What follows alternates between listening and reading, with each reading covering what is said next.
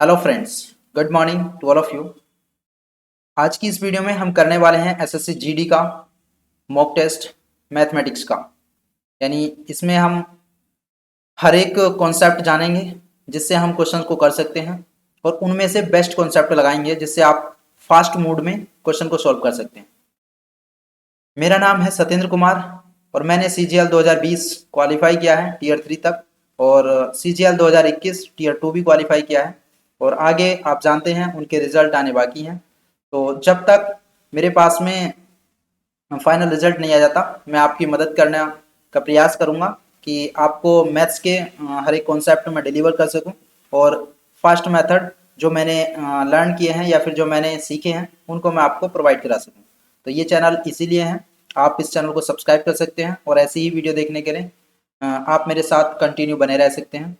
और comment box में ज़रूर बताइए आपको मॉक टेस्ट कराना ज़रूरी है या कॉन्सेप्ट के वीडियो देना ज़रूरी है। तो आप जैसा चाहेंगे वैसे ही मैं वीडियो बनाता रहूँगा। आप कमेंट बॉक्स में बताइए नेक्स्ट टॉपिक क्या होना चाहिए, कैसा होना चाहिए, किस टॉपिक पर होना चाहिए, ये सब। चलिए करते हैं सॉल्यूशन।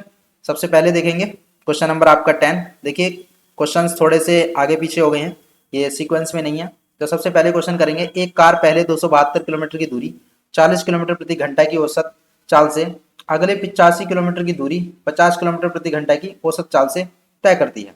पूरी यात्रा के दौरान आपको औसत चाल बतानी है, क्या होगी उसकी।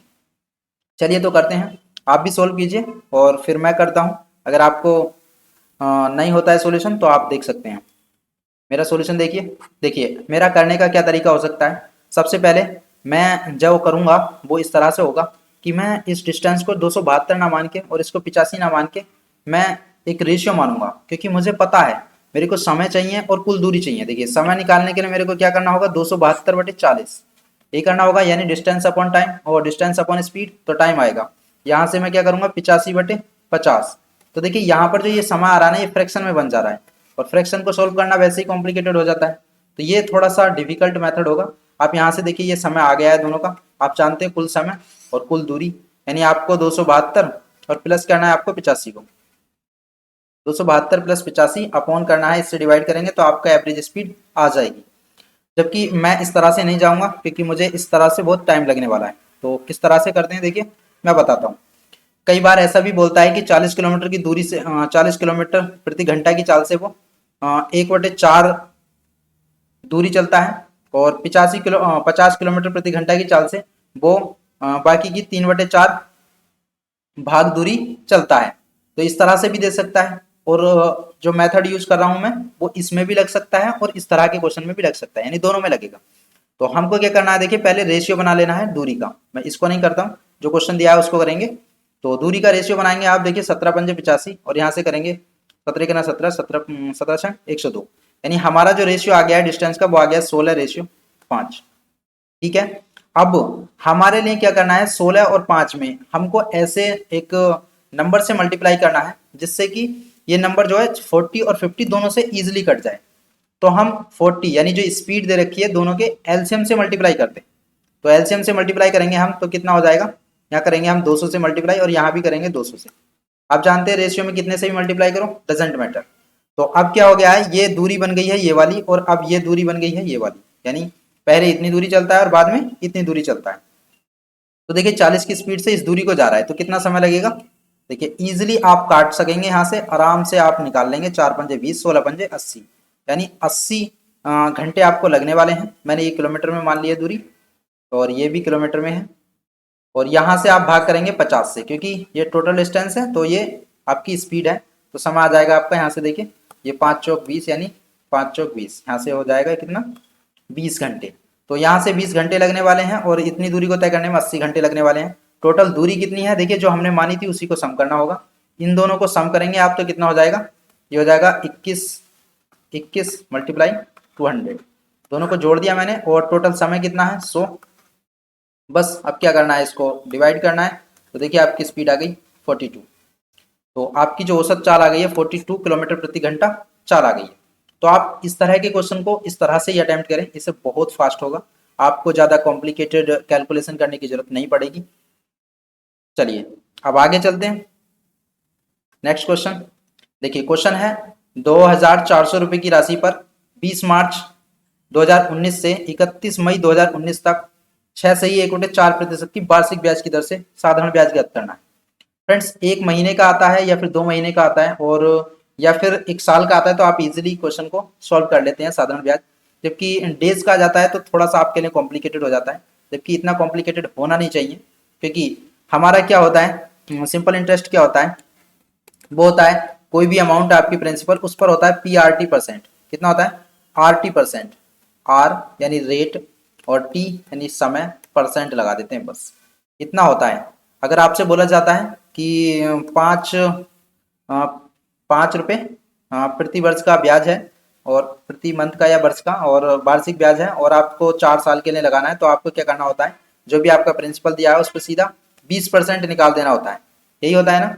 तो आप ऐसे ही करें, ना कि वो फॉर्मूला लगाएं। वो फॉर्मूला लगाना ठीक नहीं है कि उसमें लगो PRT/100 ऐसा नहीं, सीधा परसेंटेज निकालना है। और परसेंटेज कितना होता है? RT percent. सिंपल इंटरेस्ट कितना होता है? RT percent. R की T से मल्टीप्लाई करो, परसेंटेज में निकाल दो उसका उतना परसेंट। तो यहाँ पर देखिए हमको कितना राशि दी है? दी है 2400 राशि दी है। कितने समय के लिए लगाना है? तो आप 20 मार्च से 31 मई तक काउंट करेंगे कि कितने डेज हो गए हैं। देखिए, और आपके लिए वार्षिक दर दी है, तो आप जो समय निकालेंगे वो वर्ष में ही निकालेंगे, मंथ में नहीं निकालेंगे।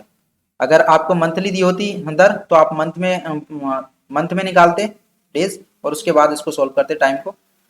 अब आपको वर्ष में निकालना है तो कितने डेज हो जाएंगे? देखिए, मार्च होती है 31 की, यहाँ से 22 दिन यहाँ से हो जाएंगे और फिर उसके बाद अप्रैल आएगी आपकी 30 दिन और उसके बाद 31 दिन मई के हो गए, तो कितने हो गए ये? 30 60 22 दिन नहीं, 12 दिन। ये मार्च के कितने होंगे? केवल 12 दिन।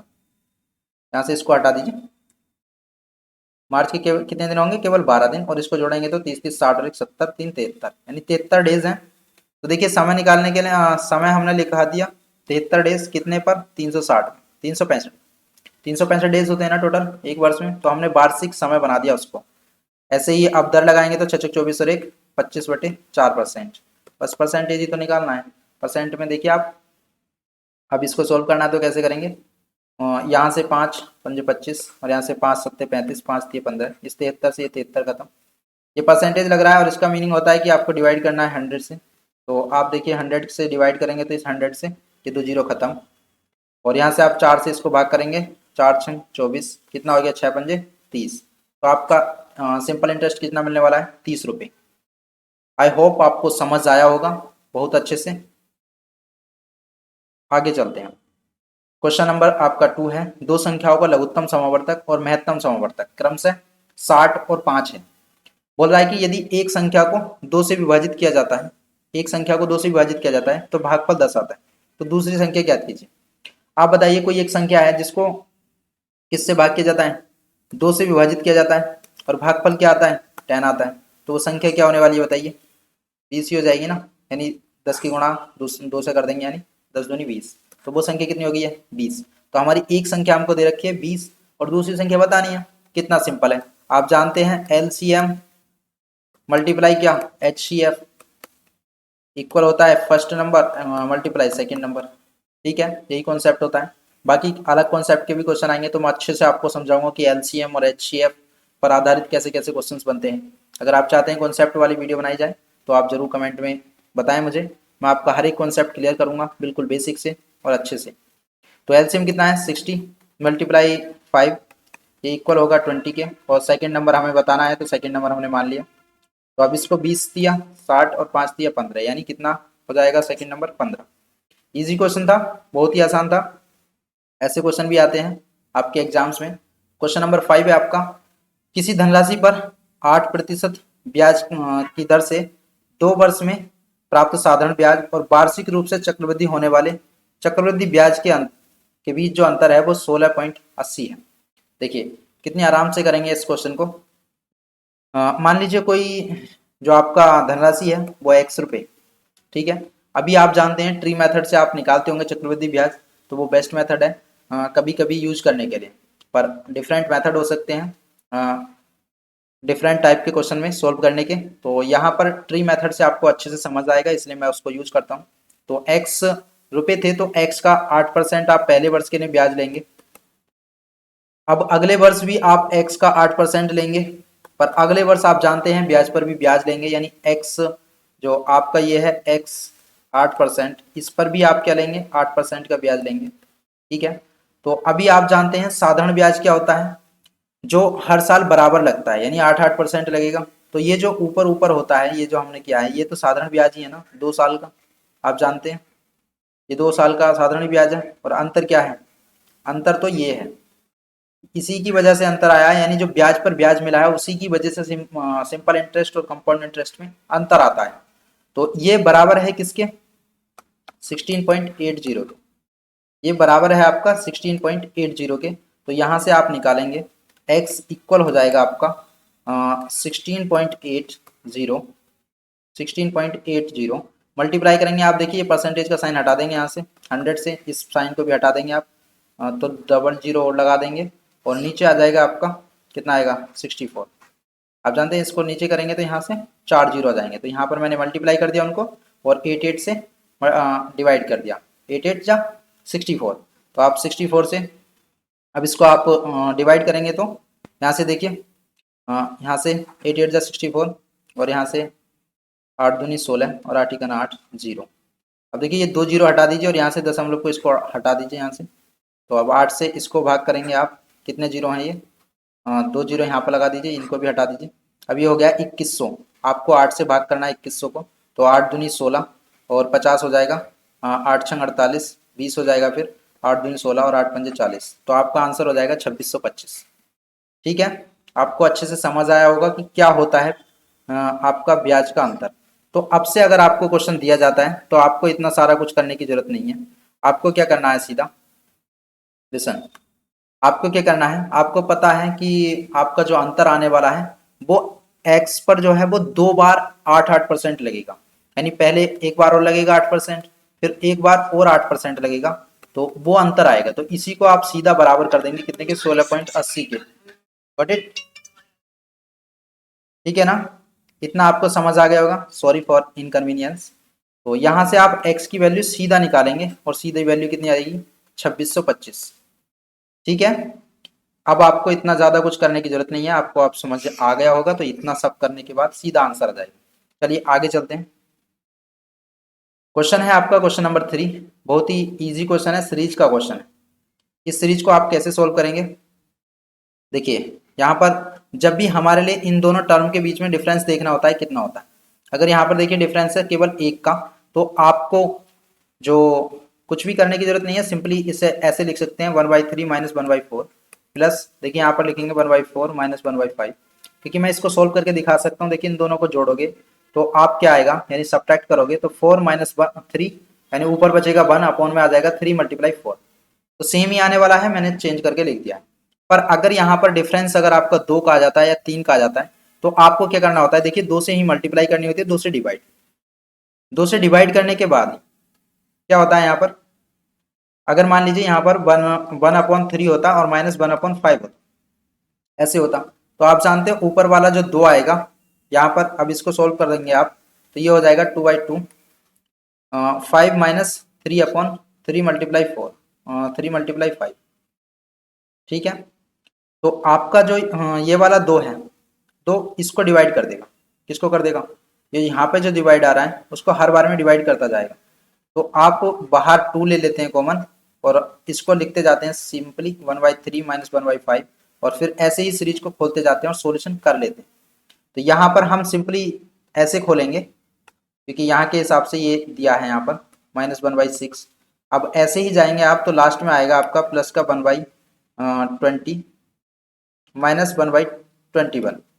तो आप देख रहे हैं ये जो सेकंड नंबर की माइनस वाली टर्म है, इससे प्लस वाली कट जा रही है, ऐसे यहाँ पर कट जा रही है, तो ऐसे ही यहाँ पर लास्ट में कट जाएगी, यानी 1/20 कट जाएगा, बचेगा कितना 1/3, क्या बचेगा 1/3 माइनस 1/21, केवल ये बचेगा।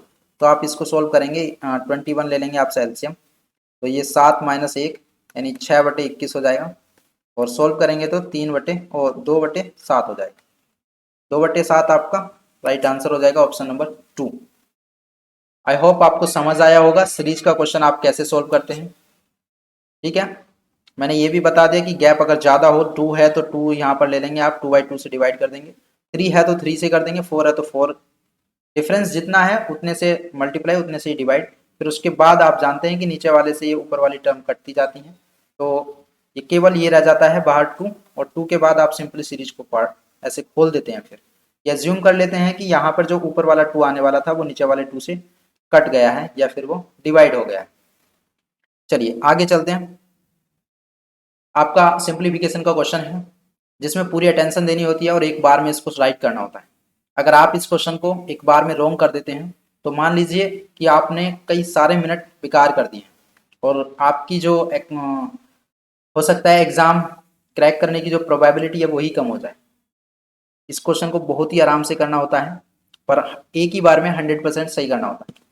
तो इसको धीरे धीरे सोल्व करने कीजिए, अच्छे से एक एक टर्म करके सोल्व करेंगे। देखिए तो यहाँ पर आप जानते हैं बोर्ड मास का रूल को आप अप्लाई करेंगे तो ऑफ पहले सोल्व होता है, डिवाइड से भी ऑफ का मीनिंग होता है मल्टीप्लाई करना है। तो इसको सोल्व करेंगे, 4 दूनी 8 और 1 9, यानी ये हो जाएगा 9/2। 9/2 में देखिए आप 2 से तो ये 2 डिवाइड हो जाएगा और 3 तिया 9, तो ये हो जाएगा 5 तिया 15 और 1 16/5 डिवाइड बाई 3। 3 की जगह पर मल्टीप्लाई करेंगे आप 1/3 लिख लेंगे इसको, ठीक है। तो ये कितना हो जाएगा, पहली टर्म की वैल्यू आ गई 16/15। ऐसे एक एक टर्म की वैल्यू लिखेंगे और यहाँ पर देखिए दूसरी टर्म में फिर से ऑफ है तो इसमें मल्टीप्लाई आएगा और यहाँ से 3 गुना 3 2 कितना हो जाएगा 5/3 और ये हो जाएगा 4 16 1 17/4, ठीक है। और ये कितना है 5 या 15 16 17/3। तो अब इसको सोल्व करेंगे, 17/3 मल्टीप्लाई करना होगा। देखिए मैं सीधा मल्टीप्लाई कर देता हूँ, डिवाइड की जगह यहाँ पर डिवाइड है ना, तो ये ऊपर कर देता हूँ और इसको नीचे कर देता हूँ। आप जानते हैं जब डिवाइड करते हैं तो फ्रैक्शन को उल्टा कर देते हैं केवल। तो ये हो जाएगा 12/5 गुणा 17, तो 17 से 17 खत्म और 3 चौक 12, कितना आ गया 4/5, प्लस करेंगे आप 4/5, ठीक है।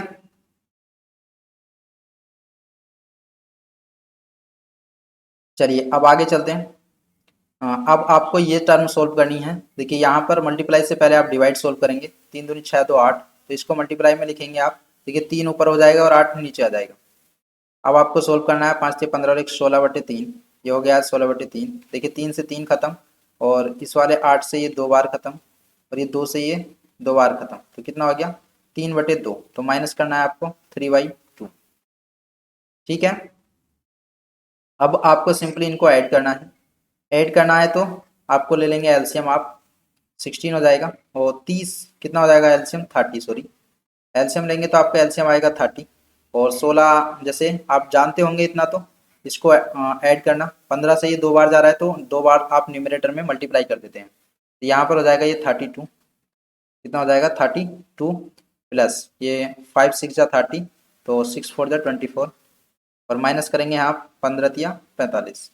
तो ये सोल्व करके आएगा आपका 4 2 6 3 2 5 56 माइनस 15 तिया यहाँ पर क्या करना था 15 तिया 45, ये 45 माइनस करना है यहाँ से और आपको 30। आप इसको सब्ट्रैक्ट करेंगे तो कितना आ जाएगा 11/30। राइट आंसर हो जाएगा ऑप्शन नंबर 4। आगे चलते हैं। ऐसे ही सोल्व करना है आपको एक बार में अच्छे से। मैं थोड़ा स्लो स्लो करा रहा हूँ क्योंकि आपको समझ आए इसलिए। मैं फास्ट तरीके से भी कर सकता हूँ और जा सकता हूँ बहुत तेजी से, पर नहीं, आपको समझ आना चाहिए। क्वेश्चन नंबर आपका 6 है। किसी कक्षा के 15 छात्रों की औसत आयु 14 वर्ष है। इनमें से 6 छात्रों की औसत आयु 15 वर्ष है और अन्य 8 छात्रों की औसत आयु 13 वर्ष है। तो 15वें छात्र की आयु बतानी। देखिए बोला है कि 15 छात्रों की आयु 14 वर्ष है, यानी सभी की 14 वर्ष है। ये फास्ट मोड में कैसे करेंगे आप इसको सोल्व, मैं वो बताता हूँ। इसका कहने का मतलब है 15 के 15 जितने स्टूडेंट है सभी की 14 वर्ष है, पर नहीं, आपका क्वेश्चन बोला है कि 6 छात्रों की तो औसत आयु 15 है, सभी की 14 बोला, लेकिन 6 की बोला उसने 15 15 है, यानी 6 की कितनी है 15 15, इसने बोला सभी की 14 14 है। और आगे बोला है कि अन्य 8 जो है उनकी 13 13 है। कितनी है 13 13। आप समझ आ गया होगा इतनी बात। देखिए यहाँ पर बोला है कि 15 15 है और हाँ हमारे हिसाब से दिया है हमें 14 14 है सभी की। तो हमें देखिए यहाँ पर 14 करने के लिए यहाँ पर आप यानी 14 था तो यहाँ पर हमने तो 15 15 दे दिया 6 को, 15 15 हो गए 6 के 6, तो यहाँ पर हमारे 6 जो वो हैं, 6 नंबर जो हमने एक्स्ट्रा दिए हैं, एक एक फालतू जो सभी को दिया है, वो कहीं ना कहीं 8 या फिर वो एक अन्य जो बची है 15वां नंबर, उसमें से दिया होगा ना इन सभी को। तो 6 हमने यहाँ से दे दिया, ये -6 लिखेंगे, यहाँ हमने एक्स्ट्रा दे दिया। अब देखिए इन 8 का है 13 तो ये 8 का 13 दिया है, यानी होना तो 14 चाहिए था, यहाँ पर 13 दिया है। तो हमने यहाँ कहीं ना कहीं एक एक जो है हमारे लिए यहाँ से बच गया है, हमारे पास आ गया है, यानी हम आगे कहीं पर, यानी जो 15वां नंबर है शायद हो सकता है उसमें हमने उसको ऐड कर दिया। तो कितना एक एक दिया है हमने किसको, 8 को, तो 8 की मल्टीप्लाई 1 से करेंगे तो कितना आ जाएगा, प्लस का 8, यानी यहाँ से हमारे लिए मिला 8 मिला। तो आप बताइए यहाँ 6 हमने एक्स्ट्रा दे दिया था, यहाँ पर हमको 8 मिला, तो हमारे पास अभी भी 2 बचा है जो हम अगली संख्या में एक्स्ट्रा दे सकते हैं। तो अगली संख्या क्या होनी चाहिए, होनी तो 14 चाहिए, पर हमारे पास 2 हम बचा कर लाए सभी संख्याओं से और इसमें जोड़ दिया हम, तो 14 और 2 कितना हो जाएगा, 16। तो इस तरह से करोगे तो आपका आंसर हो जाएगा 16 वर्ष। यही एक अच्छा मेथड है यानी इस क्वेश्चन को सोल्व करने का, एकदम बढ़िया। तो आप इस तरह से सोल्व कीजिए सभी क्वेश्चंस को, तो अच्छा रहेगा और फर्स्ट आप कर पाएंगे। आप जानते हैं एसएससी का कोई भी एग्जाम हो जिसमें फर्स्ट करने का कितना महत्व होता है या कितना इंपॉर्टेंस होती है, आपसे अच्छा कोई नहीं समझ सकता। आप तैयारी कर रहे हैं उसकी या फिर कर चुके होंगे, 1-2 बार आपने दिया भी होगा एग्जाम। वह अनुपात ज्ञात कीजिए जिसके दोनों पदों का अंतर 45 है, प्राप्त मान 4/7 के बराबर है। तो आपको क्या बताना है, पदों का अंतर देखना है। देखिए पदों का अंतर सभी का देखेंगे तो यहाँ पर कितना है, 45, यहाँ पर भी 45 आ जाएगा और यहाँ पर भी 45 और यहाँ पर भी 45 है। आगे बोल रहा है कि प्राप्त मान 4/7 होना चाहिए। तो इनको अगर हम सोल्व करें, यानी इनको हम क्या थोड़ा सा डिवाइड करेंगे तो 4/7 आना चाहिए। तो करते हैं, देखिए 15 चौका 60, 15 सत्ते 105, देखिए इसी का आ गया 4/5। तो आपका आंसर हो जाएगा ये फर्स्ट ऑप्शन ही आपका आंसर होगा। आगे चलते हैं। मैं वीडियो में कोई भी बकवास नहीं करने का, सिर्फ आपके काम की बात करूंगा यानी सॉल्यूशन की बात करूंगा और कुछ भी बात नहीं होगी। चलिए क्वेश्चन है, यदि एक ईंट की माप 28 सेंटीमीटर और 18 सेंटीमीटर और 6 सेंटीमीटर है तो 21 मीटर लंबी और 12 मीटर चौड़ी और 12 मीटर ऊंची और 36 सेंटीमीटर मोटी दीवार बनानी है, तो आपको बताना है कितनी ईंटें लगेंगी। तो देखिए आप जानते होंगे अच्छे से, आपको मैं समझा देता हूँ एक बार। ये दीवार है, तो आप जानते हैं पूरी दीवार का जो वॉल्यूम होगा वो किससे बनेगा, छोटी छोटी ईंटों से। इस तरह से एक ईंट इसके ऊपर लगेगी, एक ईंट इसके ऊपर लगेगी। तो आपको ये बात तो समझ आ गई है कि पूरी दीवार बनेगी ईंटों से, और एक एक ईंट का जो आपका जो टोटल वॉल्यूम है उसको ऐड करता जाऊंगा तो पूरी दीवार बन जाएगी। तो मैं क्यों ना करूं कि पूरी दीवार का जो वॉल्यूम है उसको मैं डिवाइड कर दूं, उसको डिवाइड कर दूं मैं एक ईंट के वॉल्यूम से, तो मुझे पता चल जाएगा कितनी ईंटें लगने वाली हैं। तो यही करेंगे। तो देखिए पूरी दीवार का जो वॉल्यूम होगा 21 मीटर में दिया है, इसको कर लेते हैं सेंटीमीटर में, क्योंकि सेंटीमीटर में दिया है हमें ईंट की माप। ये हो जाएगा 100 से मल्टीप्लाई कर देंगे, मल्टीप्लाई 12 में हम फिर से 100 की मल्टीप्लाई कर देंगे, और 36 सेंटीमीटर दिया है, इसको 36 ही रहने देंगे। अब भाग करना होगा हमें, ये हो गया वॉल्यूम, यानी वॉल्यूम आप जानते हैं यानी आयतन उसका लंबाई गुणा चौड़ाई गुणा ऊंचाई, कितना होता है 28 गुणा 18 गुणा 6 कर देंगे। अब इसको सोल्व करना है, 6 यहाँ से 6 छंग 36 और 6 तिया 18 और ये 3 चौक 12 और यहाँ से 7 चौक 28 और 7 तिया 21, ये 400 बार और ये 300 बार। अभी 400 से ये 100 बार कट जाएगा, तो आपका आंसर आ जाएगा 30,000। राइट आंसर क्या हो जाएगा, 30,000 ईंटें लगेंगी इतनी दीवार बनाने में। ठीक है, अच्छे से समझ आया होगा। जब भी कुछ चीजों से मिलकर कोई नई चीज बन रही है तो मतलब उसका आयतन बराबर करना है और कुछ नहीं करना। एक व्यक्ति ने एक कार इतने रुपए में बेची, उसे 5% की हानि हुई, 15% का लाभ कमाने के लिए कार का विक्रय मूल्य ज्ञात कीजिए। अभी आप जान रहे हैं, मान लीजिए आपकी परसेंटेज से आप कर सकते हैं, फ्रैक्शन से कर सकते हैं। देखिए फ्रैक्शन से आपसे अच्छे से आता हो तो 5% की जो फ्रैक्शन हो जाएगी वो हो जाएगी 1/20। ठीक है, यानी अगर कोई वस्तु 20 रुपए की थी तो एक की हानि हो गई।